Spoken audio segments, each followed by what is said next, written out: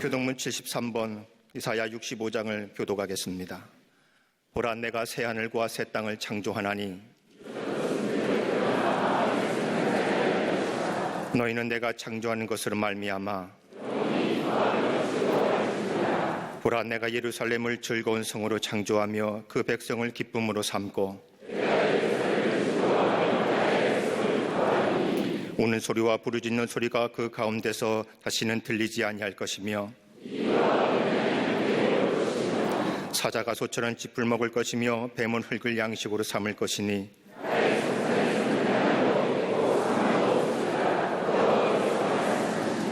아멘.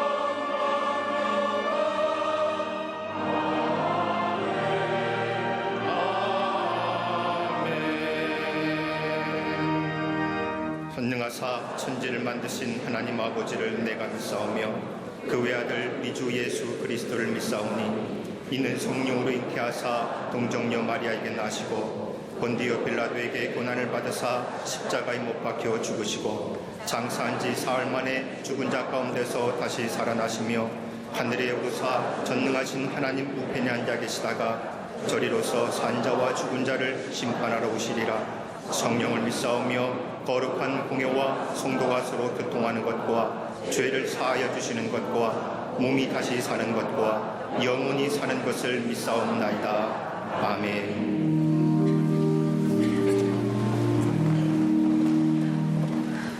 역사와 시간의 주인이신 하나님, 2016년 마지막을 우리 하나님께 예비함으로 마감하게 하시고 2011년 새 1년의 시간을 값없이 은혜를 주신 하나님께 감사와 찬양과 영광을 돌려드립니다. 우리에게 은혜를 주어진 시간이기에 무의미한 시간으로 보내지 않게 하시고 그 시간을 거룩하게 성별하여 시간의 11조를 드리는 헌신의 마음을 허락하여 주시옵소서. 새해를 맞이하여 새 계획과 결단으로 나아가지만 오늘 우리에게 깨달을 것은 하나님의 영이신 주님께서 우리가 새로운 피조물이 될 수 있다고 하는 사실을 알게 하시고 그 안에서 우리에게 재창조의 역사를 일으켜 주시옵소서. 새해 주님의 광명의 빛을 강하게 비추어 주사 모든 광림의 성도들이 죄악의 길이 아닌 올곧은 길로 걸어가도록 인도하여 주옵시고 우리 하나님의 전신갑주를 입고 모든 사탄을 물리치고 승리하는 한 해가 되게 하여 주시옵소서. 열방과 세계 가운데 역사하신 하나님, 세계 곳곳에 내전과 독재로 평화를 잃어버린 땅을 긍휼히 여겨 주시옵소서.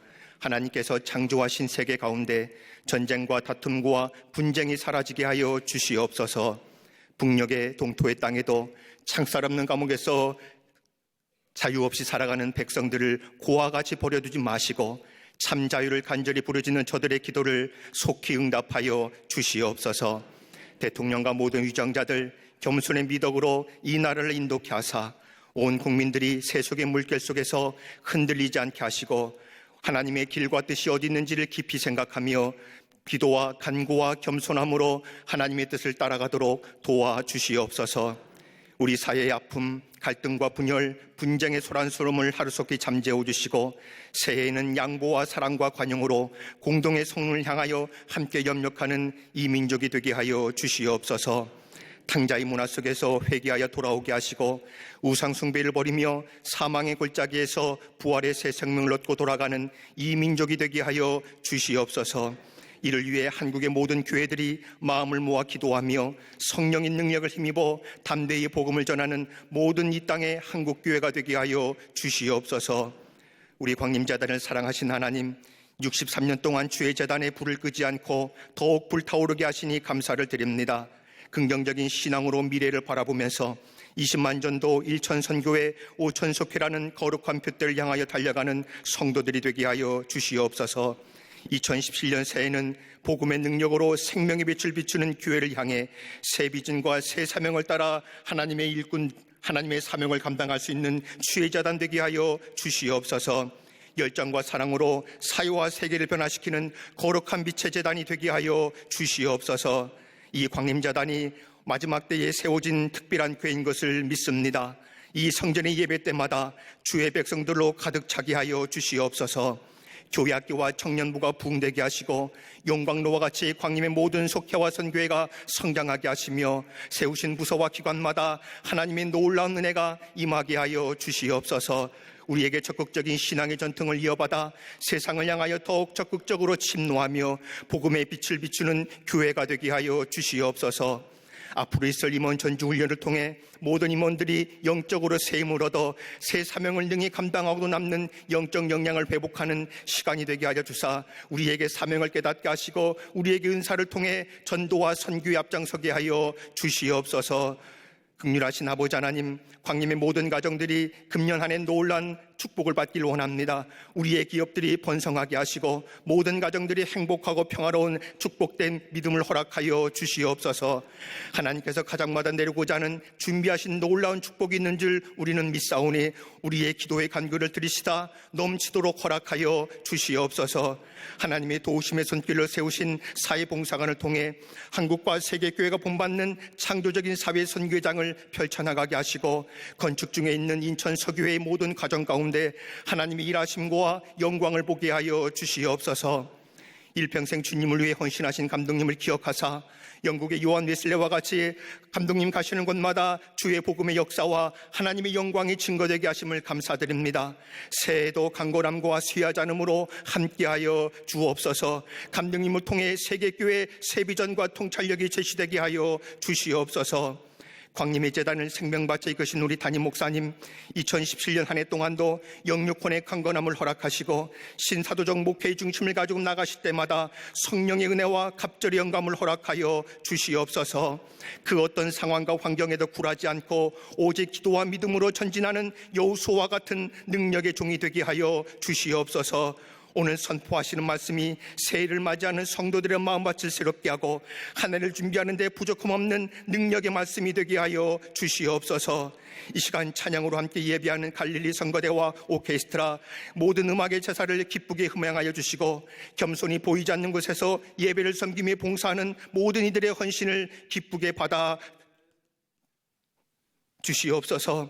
이 시간에도 함께 예배하는 광림 남계와 저 북방 여름 3구와 남방의 산호섬까지 전 세계에 흩어져 있는 광림의 모든 해외 선교지, 특별히 생명 위협 속에서도 주의 복음의 재단을 세운 파키스탄과 광림 안격교회와 전 세계에서 방송으로 예배하는 주의 백성들에게 같은 은혜와 축복으로 함께하여 주시옵소서.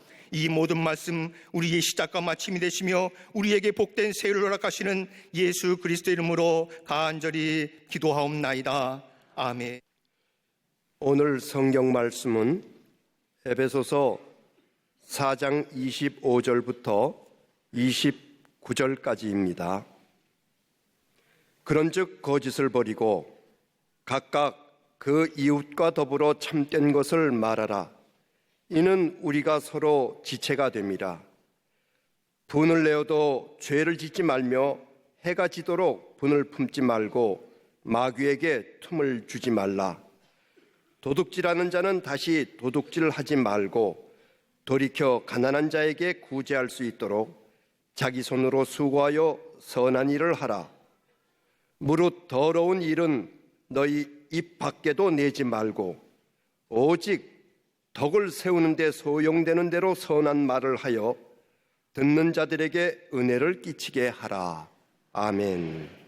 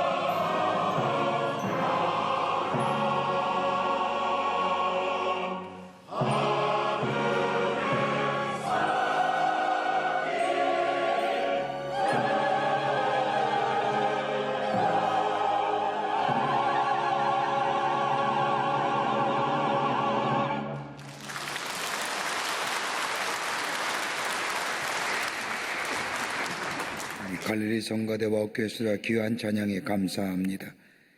어젯밤 송구영신 예배도 하시느라고 수고 많이 하셨는데 여러분 큰 박수로 다시 한번 감사를 표하십시오.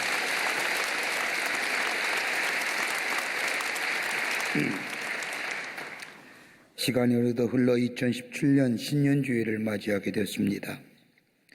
2016년 한 해 의의 열매를 맺어 선한 일에 힘쓰는 교회란 표를 가지고 우리 모든 광림의 교우들이 한마음 되어 먼저 내 삶 속에 의의 열매를 맺고 그 의의 열매를 가지고 선한 일에 힘쓴 교회와 성도가 되게 하신 것에 하나님 앞에 감사와 영광을 돌립니다.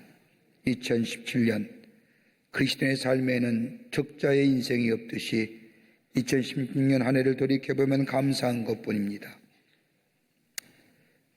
속회와 선교회, 교회 여러 부서가 든든히 서가게 되었고 또 우리 교회가 좀 더 성숙해 되었으며 세계 많은 교회들과 더불어 사회 속에서 선한 영향력을 미치게 될 뿐만 아니라 하나님이 기뻐하시는 교회 개척과 더불어 교회 소교회에 내년 3월이면 완공하여 준공 예배를 앞두고 있습니다. 교회뿐이겠습니까? 우리의 생활을 보더라도 하나님의 지키심과 보호하심이 각별했던 한 해였음을 생각하게 됩니다. 나라 안팎으로 참으로 어려운 일도 많았고 경제적인 어려움도 많았지만 우리 가정의 일들을 볼 때 될 때에 하나님의 살아계심이 느껴지고 인도하심이 내 삶 속에 체험되어지며 그래서 그 은혜를 생각할 때마다 입을 열 때마다 하나님 앞에 찬송과 감사의 고백이 있었음을 느끼면서 다시 한번 생각하면서 하나님 앞에 영광을 돌립니다. 이번 한 해도 주께서 예비하신 은혜가 우리 가운데 있게 될 줄 믿습니다. 주의 동행하심과 인도하심이 우리 안에 풍성히 임하는 복된 한 해가 될 줄 믿습니다. 이 믿음 가지고 주와 더불어 승리하는 복된 한 해 되시기를 먼저 주의 이름으로 축원합니다. 여러분, 세상에서 가장 어려운 일이 무엇일까요? 사람마다 어려운 일이 왜 없겠습니까마는 어떤 사람은 사는 것 자체가 어려운 일이라고 말합니다. 그렇습니다. 그런데 그보다 더 어려운 일이 있습니다. 다름이 아니라 내 자신을 아는 것만큼이나 어려운 일이 없을 겁니다. 내가 내 자신을 안다고 생각하면 어느샌가 교만한 마음이 내 마음속에 자리 잡고 있음을 보면서 내가 내 자신을 안다는 것, 이것만큼 어려운 일이 없는 것 같습니다. 그러면 가장 쉬운 일이 무엇이겠습니까? 쉬운 일이 없겠지만 그래도 그중 쉽다고 하면 남에 대하여 비판하면서 남의 일에 충고하는 것만큼이나 쉬운 일은 없을 겁니다. 여러분, 인간의 사고 가운데 가장 민감하게 발달한 부분이 있다고 하면 다른 사람과에 대하여 비판과 잘못을 지적하는 것만큼 발달된 것이 없습니다.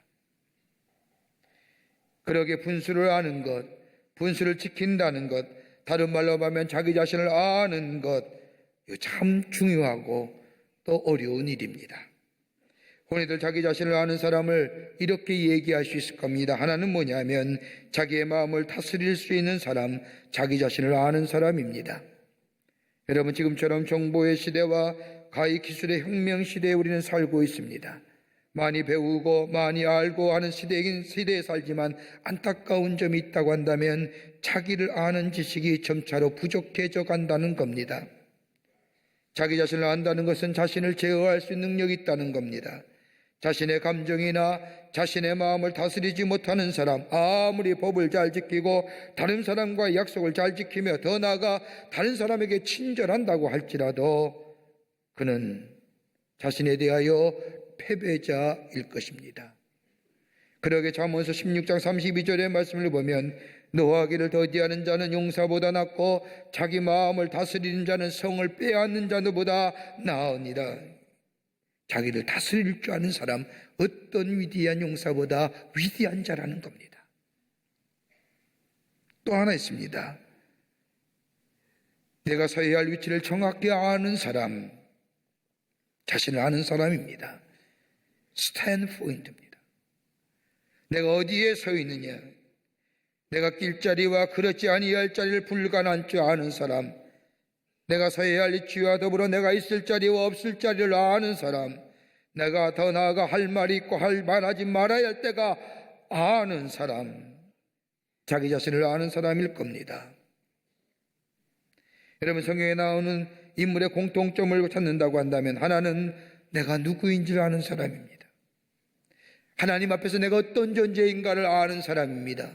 자신의 연약함, 자신의 부족함, 자신의 무능함, 자신의 단점 철저하게 알기에 하나님을 의지하며 하나님의 도움을 구하며 사는 사람, 하나님의 위대한 구속의 역사에 쓰임받습니다. 또 하나 있다고 한다면 내가 하나님 앞에 어떤 자의 위치에 서야 하는가, 어떤 자리에 있어야 되는가. 여러분, 그 대표적인 인물이라고 한다면 바울을 들 수 있을 겁니다. 여러분, 사도 바울만큼 인류의 역사 가운데, 특별히 기독교 역사 가운데 위대한 업적을 남긴 사람은 없습니다. 명성이 높은 학자요, 복음 전하는 복음 전도자요, 더 나아가 하나님 나라의 지경을 이만큼 넓힌 선교사가 어디에 있습니까? 그런데 사도 바울에 대한 평가는 이런 외적인 평가보다 그의 내적 평가를, 우리의 마음을 감동시킵니다. 그의 서신에 따른 자기 자신의 나약함과 솔직함, 많은 사람들에게 감동을 줍니다. 그 대표적인 말씀이 로마서 7장 21절서부터 23절의 말씀을 보면 바울이 이렇게 고백합니다. 그러므로 내가 한 법을 깨달았노니 그 선을 행하기 원하는 나에게 악이 함께 있는 것이로다. 내 속사람은 하나님의 법을 즐거워하나 내 지체 속에 한 다른 법이 내 마음의 법과 싸워 지체 속에 있는 죄의 법으로 나를 사로잡는 것을 보는도다. 내가 원하는 선은 행할 수 없고 원치 않은 악만 행하는구나. 그러기에 바울은 로마서 7장 24절에 이렇게 고백합니다. 오호라, 나는 곤고한 사람이로다. 이 사망의 몸에서 누가 나를 건져내랴. 여러분, 이처럼 솔직함이 어디 있습니까? 자신의 내적 갈등을 이렇게 솔직하게 고백하는 사람 어디에 있습니까? 여러분, 고린도서 15장 8절의 말씀을 보면 바울은 고린도 교회에 편지하면서 자신을 향하여 만삭되지 못하여 난 자라고 소개합니다. 여러분, 바울처럼 은혜를 많이 체험했고 많은 사람들에게 하나님의 구원의 복음을 전한 사람, 그런데 고린도 교회를 향한 자신의 삶의 고백은 이렇게 합니다. 만삭되어 되지 못하여 난 자, 다시 말한다면 팔싹둥이, 다시 말하면 신통치 못한 사람. 그러기에 바울은 성경 말씀 곳곳에 자신의 삶, 자신의 위치를 정확하게 고백하면서 그러기에 나는 하나님의 은혜가 필요하고, 그러기에 하나님의 능력이 내 안에 있어야 되며, 더 하나님 앞에 가까이 가야 되며, 내 능력이나 내 힘이나 내 것을 의지하는 것이 아니라 하나님 붙잡고 살아야 됐고, 하나님과 함께 동행해야만이 나라는 존재가 비로소 내가 어떤 사람인가 나타날 수 있다고 고백합니다.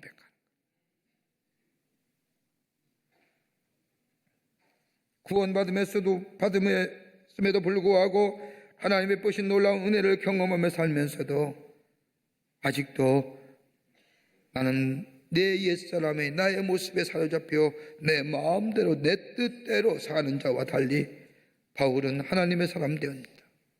그리고 고백하기를 4장 24절의 말씀을 보면 옛사람을 벗어버리고 새 사람을 입어야 된다는 거예요. 새 사람이 어떤 사람입니까? 여러분, 로마서 12장 2절의 말씀을 보면 새 사람에 대하여 이렇게 바울은 정의합니다. 이 세대를 본받지 말고 오직 마음을 새롭게 하고 변화를 받고 더 나아가 하나님의 선하시고 기뻐하시는 뜻을 무엇인지 분별하며 살아가는 인생. 이게 새로운 사람의 주인공이에요. 우리의 겉모습만 달라진 것이 아니라 우리의 속사람이 새로워야 되는데, 이 세대를 본받지 말고, 다른 말로 말하면 흘러가는 인생의 그 흐름 속에서 흘러가는 인생에 대하여 아쉬워하는 것이 아니라 다가올 하나님의 미래의 세상을 바라보며 그것 기다리며, 더 나아가 내 마음이 매일매일 새로워지는 겁니다. 변화를 된다는 것은 내 마음이 새로워진다는 겁니다. 여러분, 우리의 마음이 새로워지려고 하면 우리 안에 새로운 정보가 들어와야 됩니다. 그러게 마음이 새롭게 된다는 것은 단순히 변화가 아니라 우리의 존재가 변화되고 우리의 존재의 양식이 달라지는 겁니다. 그러기에 마음이 새롭게 된다고 하는 것은 전인격적인 변화입니다. 지식이 우리를 변화시키는 것이 아닙니다. 우리의 경험이 우리를 새롭게 하는 것이 아닙니다. 여러분, 가만히 보십시오. 우리의 지식과 우리의 경험이 깊어지면 깊어질수록 우리의 고집과 아집이 되어 변화하기가 쉽지 않습니다.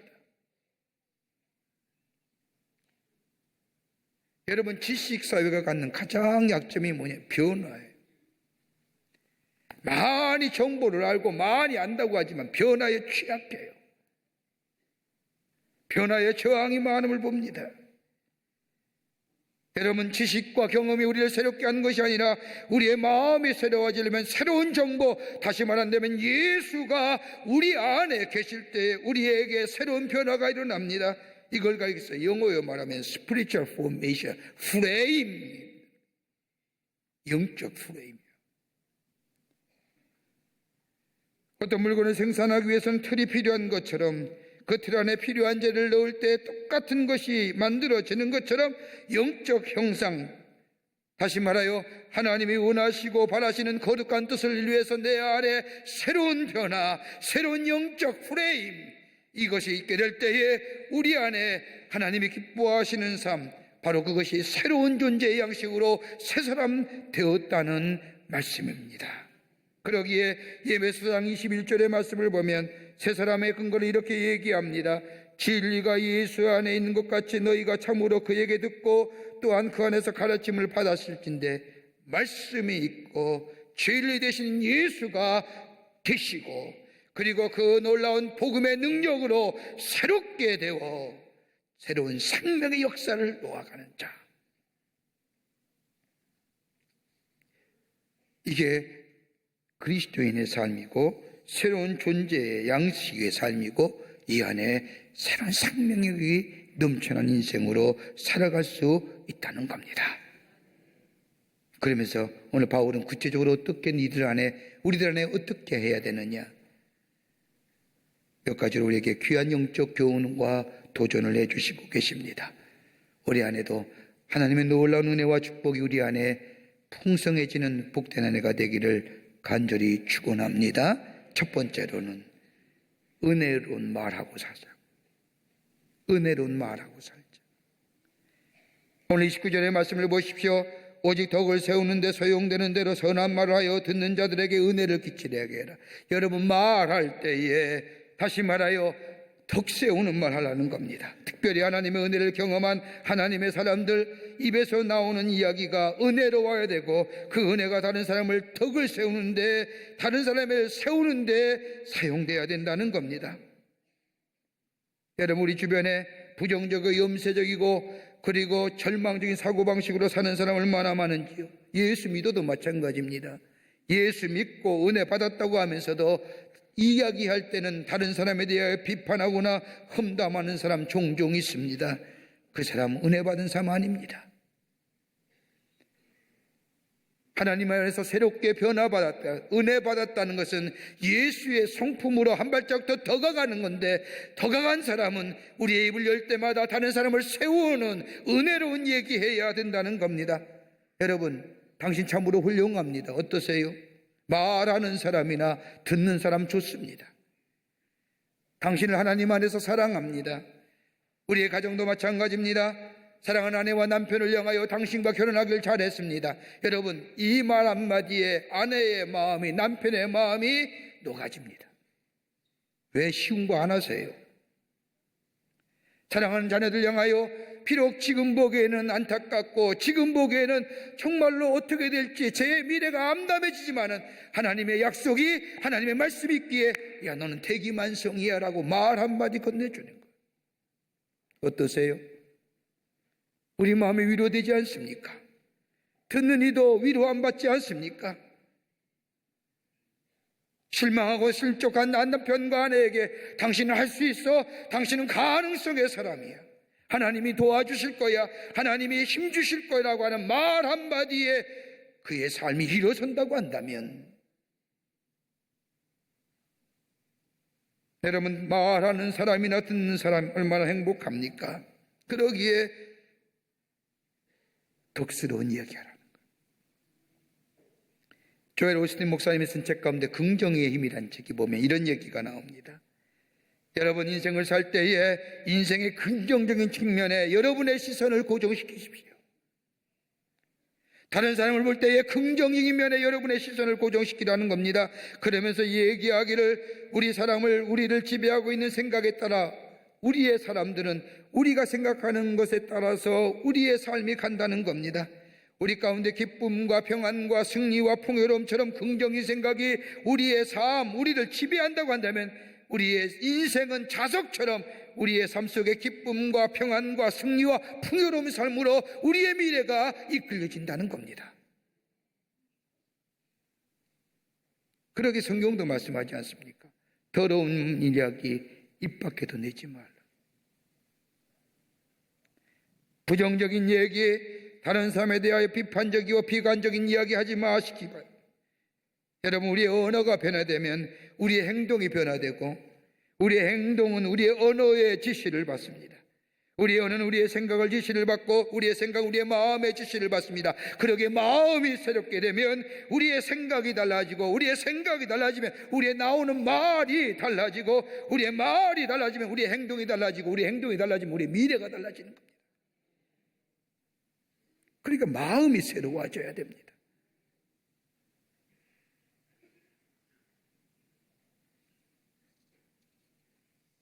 언어에 따라 우리 행동이 변화될 때 그 변화가 우리의 존재의 심연에 깊게 스며듭니다. 그 행동이 반복될 때 습관이 되고, 그 습관이 깊어질 때에 우리의 천성이 되고 우리 미래가 달라지는 겁니다. 여러분, 올해 안에 어떤 결심하고 시작하십니까? 오늘 성경은 말하되 은혜로운 얘기, 말하되 덕스러운 이야기, 예수 그리스도가 우리 안에 계시어 우리를 새롭게 한 그 복음의 능력으로 우리 안에 생명의 빛이 있는데, 그 생명의 빛을 다른 사람에게 전하는 것으로 은혜로운 얘기, 덕스러운 얘기, 남을 향하여 세워주는 이야기, 이럴 때에 우리 안에 마음이 새로워지는 삶이요, 여기에 우리의 미래가 하나님이 주시는 풍요로움의 삶으로 살아가는 복된 인생 되는 줄 믿습니다. 두 번째로는 분을 품지 말고 제하여 버리라는 겁니다. 분 오래 간직하지 말라는 겁니다. 26절과 27절의 말씀을 보십시오. 분을 내어도 죄를 짓지 말고, 해가 지도록 분을 품지 말고, 마귀로 틈을 타지 못하게 하라. 여러분, 우리의 삶을 살면서 가장 통제가 안 되는 부분이 무엇입니까? 분노의 모습 아닙니까? 불쑥불쑥 튀어나오는 분노의 감정, 이거 잘 통제해야 된다는 겁니다. 여러분, 분노의 감정은 죄가 아닙니다. 어떻게 통제되어 되느냐에 따라서 달라집니다. 오늘 분을 내어도 분낼 수 있다는 겁니다. 문제는 뭐예요? 죄 짓지 말아야 된다는 겁니다. 해가 지도록 오래 품을 가진다고 한다는 것은, 분노는 분노를 만들어내고, 분노는 분노를 더 상승시켜지며, 더 나아가 그 분노 때문에 우리의 삶이 엉망되는 거예요. 그러기에 분남이 있어도 죄짓지 말라는 겁니다. 쏟아버려야 됩니다. 발산해야 된다는 얘기가 아닙니다. 여러분, 가만히 보세요. 말을 하면 말하는 동안 분한 감정이 더 커집니다. 확대되고 확장되어 갑니다. 이 분한 마음이 확대되고 확장되어 행동으로 옮겨지면 엄청난 실수를 범합니다. 미국의 어느 통계를 보니까요, 살인자가 살인할 때 이거 엄청난 죄 아닙니까? 그 원인의 밑바닥에 60%가 분노입니다. 여러분, 화 자주 내면요, 인간성 퇴화돼요. 그리고 그 퇴화가 뭐예요? 자기 자신을 환멸하게 만들어요. 더 나아가 분노는 사람들에게 후회하게 해요. 격한 감정을 이기지 못하고 분노한 난 뒤에 내가 좀 참았으면 하고, 그러기에 오늘 성경 말씀을 보면 배가 지도록 분을 품지 말라는 겁니다.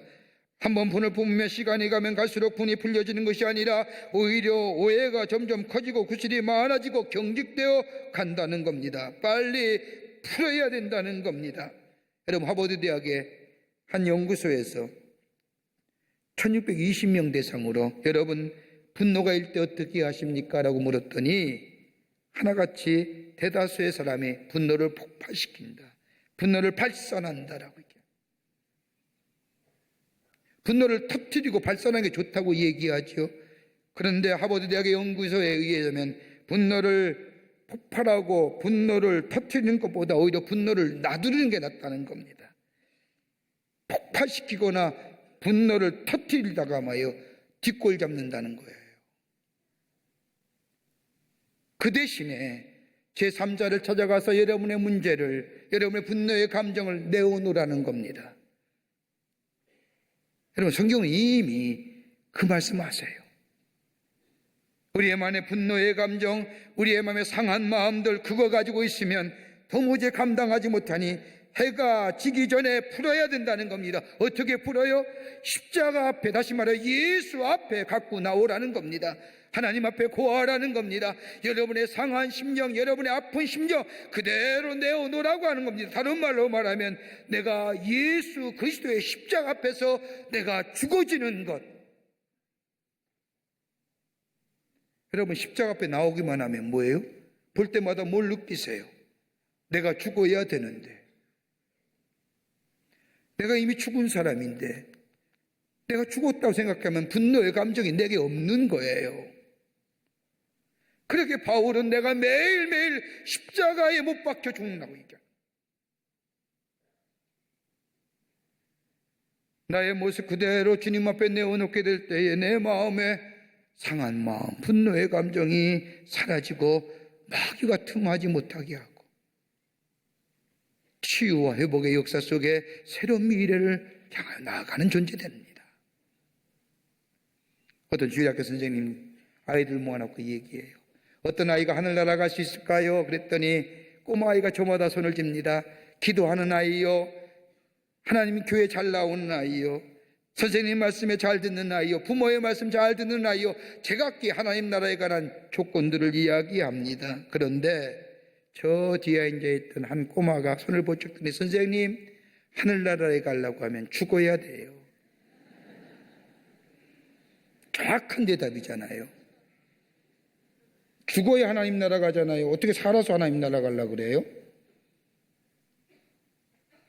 내 육체가 죽어야만이 하나님 나라에 가죠. 더 깊은 영적인 교훈은 내가 죽어질 때에 내 안에 하나님 나라가 임하는 거예요. 내가 죽어질 때. 그게 뭐예요? 그게 샬롬의 축복이에요.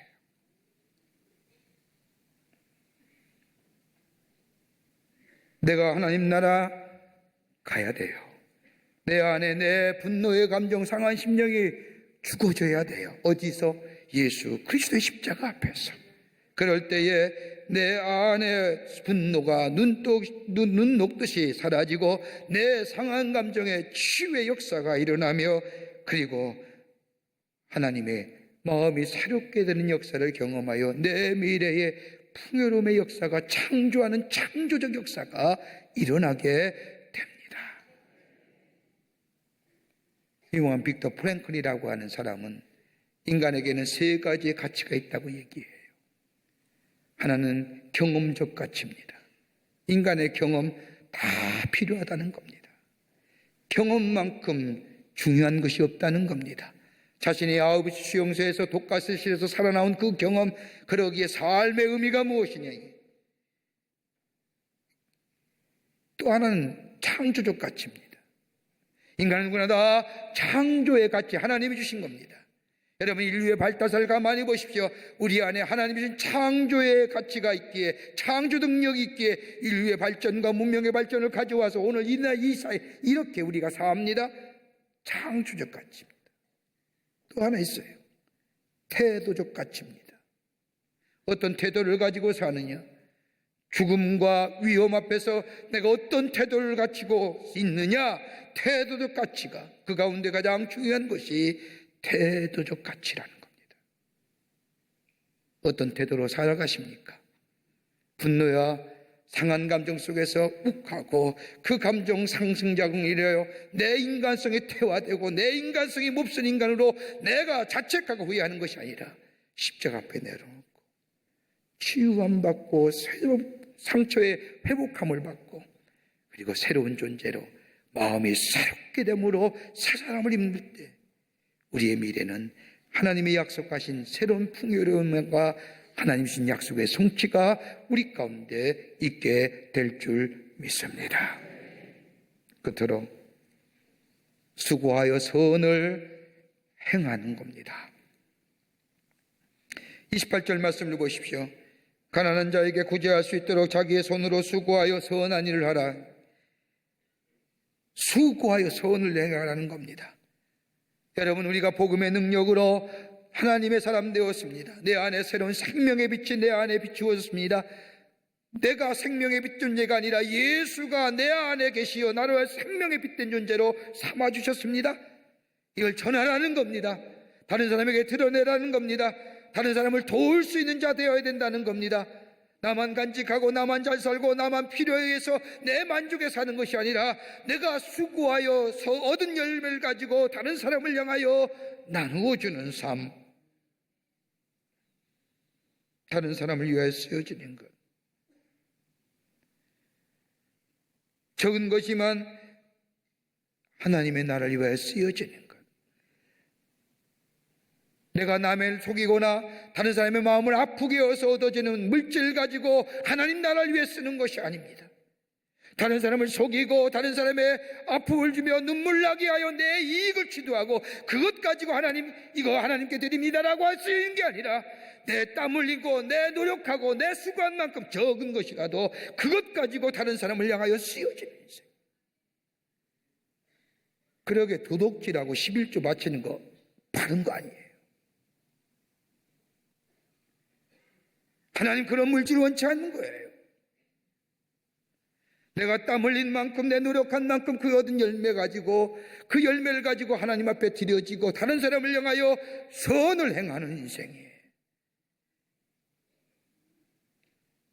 우리 안에 미래가 열려지는 겁니다. 그러게 예배서 3장 8절과 9절의 말씀을 보면 우리 교회의 금년도 표의 성경의 근거가 되는 말씀입니다. 복음을 위하여 그의 능력이 역사하시는 대로 내게 주신 하나님의 은혜의 선물을 따라 내가 일꾼이 되었노라. 모든 사도들 중에 지극히 작은 자보다 더 작은 나에게 은혜를 주신 것은 측량할 수 없는 그리스도의 풍성함을 이방인에게 전하게 하려 합니다. 적은 것 나 같은 자에게도 은혜 주신 것은 다름이 아니라 저 다른 사람에게 그리스도의 풍성함, 작은 자에게 임하여 나를 풍성하게 한 그 놀라운 은혜를 전하게 위해 그리스도의 일꾼 삼으신 거예요.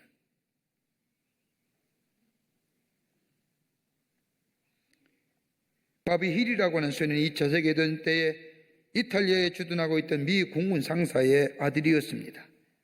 그 어떤 날 그가 신문에 난 슈바이처 박사에 대한 글을 읽고 감동이 되어서 저가 모아놓은 어떤 용돈을 가지고 아스피린 한 병을 사서 공군 사령관에게 편지와 함께 보냈습니다. 그 편지의 내용이 이런 겁니다. 사령관님, 이것을 낙하산에 매달아 아프리카에 있는 슈바이처 박사에게 떨어뜨려 주십시오. 그래서 한 사람이라도 더 치료하게 해 주십시오. 이 편지를 받은 이 사령관이 감동이 된 겁니다. 그리고 방송에 널리 알립니다. 많은 사람에게 알려지고 많은 사람이 감동되었습니다. 그리고 사람들이 너도 나도 성금을 보내어 많은 양의 아스피린을 구했습니다. 그리고 그 약품이 슈바이처 박사에게 전달되어 수많은 흑인의 생명을 구했다는 이야기입니다. 큰일 한다고 해서 위대한 하나님의 일이 드러나는 거 아닙니다. 적은 일이라도 내가 최선을 다하여 얻어진 열매를 가지고 다른 사람을 돕는, 이게 생명의 빛을 전하는 거예요. 이게 복음 아니에요. 이게 기쁜 소식 아니에요.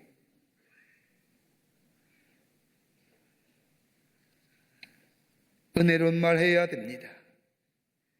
분을 품지 말고 제하여 버려야 됩니다. 수고하여 열매 가지고 땀 흘려 열매 얻은 것. 다른 사람 아프게 하지 마십시오. 다른 사람 속이지 마십시오. 다른 사람의 눈물 나게 하지 마십시오. 그거 하나님이 원치 않습니다. 수고하여 땀 흘린 것 가지고 다른 사람을 향하여 돕는 자들 때에, 선을 행하는 자들 때에, 그게 바로 새롭게 된 자예요. 새로운 존재의 양식이요. 여기에 미래가, 풍요로운 미래의 삶이 열려지게 됩니다. 이런 믿음으로 새로운 미래를 향하여 약속하시고 준비하신 새로운 미래를 향하여 달려나가는 여러분과 저와 되시오. 우리 교회 표처럼 복음의 능력으로 생명의 빛을 온 세상에 비추어 어둠을 밝게 하며 상처를 치유하며 회복의 역사를 일으키시는 하나님 나라의 복된 백성들 되시기를 주의 이름으로 축원합니다. 하나님 감사합니다. 사랑하시고 지키시고 인도해 주시고 특별히 구원해 주심에 감사합니다. 이 놀라운 구원의 능력, 복음의 능력입니다. 우리 안에 이 복음의 능력을 통하여 생명의 빛이 있음을 보게 됩니다. 이제는 전하게 하여 주시옵소서. 어두운 이 세상을 밝게 비추게 하여 주시옵소서. 그래서 이 어두운 세상에 밝은 빛을 비추고 성장과 치유와 회복의 역사가 주의 재단을 통하여 시작되게 하여 주시옵소서. 당신의 백성들 이 한 해 축복해 주시고 걸음 인도해 주시며 저들의 마음속에 주님을 향한 뜨거운 마음의 풍성한 열매로 맺어져 하나님의 위대하심이 살아계심이 증거되게 하여 주시옵소서. 감사드리오며 예수님의 이름으로 기도하옵나이다. 아멘.